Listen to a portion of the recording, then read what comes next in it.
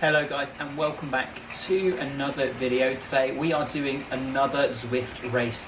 I am just warming up now, 6.5 minutes to go. This is going to be pretty brutal. I don't know how much I'm going to be talking today because I'm doing my first ever Cat A race. I'm doing the 3R racing and they have used the new Zwift auto category feature, and apparently it's decided to move me up today to Cat A from Cat B. So let's see how this goes. I'm ready to get my head kicked in and probably dropped quite quickly. So this is likely to be mostly voice-overed with small interjections of pain, but we'll see how it goes. I hope you all enjoy the video. If you do and you want more Zwift videos or triathlon or cycling videos in general, hit that subscribe button as it really helps out the channel.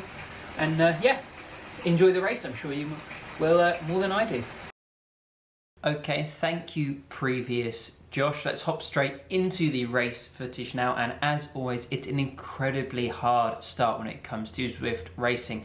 I'm pretty much off to, I think it was between 400 and 500, maybe slightly more watts to start with, but weirdly enough this one seemed to settle down quite quickly. As you can see, I had enough time to go on my phone and try and figure out which music I was going to listen to. Admittedly, sitting around 260 to kind of 300 watts is still pretty tough, but it wasn't too bad for the majority. There was only one point on this circuit where it became really difficult, and that was the bit that we're watching right now as we come up to the sprint banner. It's not really a climb, it's a false flat, it's like 1%, so it's basically nothing. But, and I don't know why, but every single time we went through this, and I think we did 6 laps of this part of the course, every single time people were absolutely hammering it, and it really stretched out the pack a lot, as you can see. And all I was trying to do for this was really try not to get dropped, because that was my worst fear. I didn't want to get dropped knowing what this course was like. And let's talk a little bit about the course. So we are on Libby Hill After Party, I believe in Richmond. This consists of 6 of these pretty flat circuits. I think it's like a maximum of 3% gradient throughout, so it's basically nothing. And those are pretty quick, pretty rolling, really nice. But you know, you do have to keep aware, especially like I said, coming up to that sprint section, as people tended to go a little bit faster and string out the pack. After that, it was not very long until the finish. I think maybe 4K tops, we'll see shortly. And then there were a couple of small little ramps, but nothing really that was going to split the pack until the last climb. And that last climb was absolutely brutal. It's about 7% average, about 700 meters long, and it was really tough. We'll talk about it when we get to it, but I definitely could have done a lot better. So yeah, again, we're seeing just how much the pack starts to string out, and I'm definitely having to put in a lot more work. The thing that I really struggled with here was just finding my right gearing and my right cadence. I didn't want to be pushing more than about 300 watts, just because I know that is the point where I start to struggle a fair bit. But I managed to make through, and I managed to stay with the bunch. As we can see, we've just left those short crit circuits and we're now onto the final part of the circuit, and that's a lot of downhill to begin with actually. And I don't think that I quite managed this well enough. I really should have thought more about easing up, resting my legs for what was to come, because that would have been really useful for that last climb. So we're just going to come up to one of the longer descents here, and I really probably could have just freewheeled this. I think it's something that I definitely would do differently last time, because you see people around me doing 0 watts or like 1 watt per kg, and especially on that section where it was 6 or 7% downhill.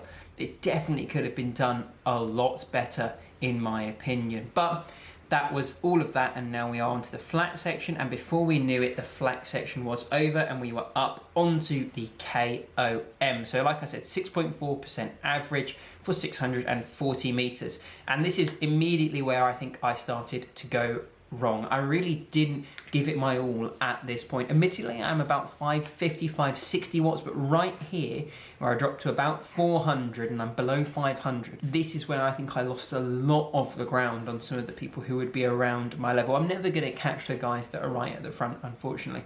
But if I could have held over 500 for the whole thing, which I think really was possible, and especially here, you know, dipping down to 3 for a second there, I really am struggling. You can see me spiking back up to 600 600. That's not good. If I was consistently riding around 500 watts, it would have been much better, and I wouldn't have had to do those massive spikes that you're seeing back up to 500, 580 watts, that kind of thing. At least I did have a little bit left in the tank here. I could keep going, which was really nice, and I did manage to pip some people on the line here. But yeah, I was never going to catch the kind of guys at the front. I'm really was giving it my all. I definitely could have been in a slightly lower gear, I think, because I'm rocking a pretty low cadence there, and I wasn't really able to grip the handlebars on the drops with the cadence that I was rocking. But it was brutal, regardless of how well I think I could have done.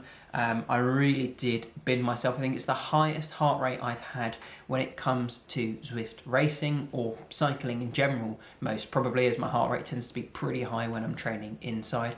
So I definitely can't be disappointed in that, although I think that it was my best 2-minute power. I've done better 1-minute power before, and I think that I really could have beaten that 1-minute power if I had maintained a more constant and smooth effort throughout that final climb, because going from 300 watts to 600 and back down and keeping spiking it definitely didn't do my legs any favors. But that is it for this Zwift race recap. I ended up coming 18th overall out of about 50, so not terrible, although admittedly there were only about 33 of us in that front pack, so about middle of the pack in the front pack for my first Cat A race. I'm definitely not disappointed, but I'm very eager now to do more Cat A racing and see if I can improve myself, and maybe one day I'll end up getting a Cat A win. That is the goal.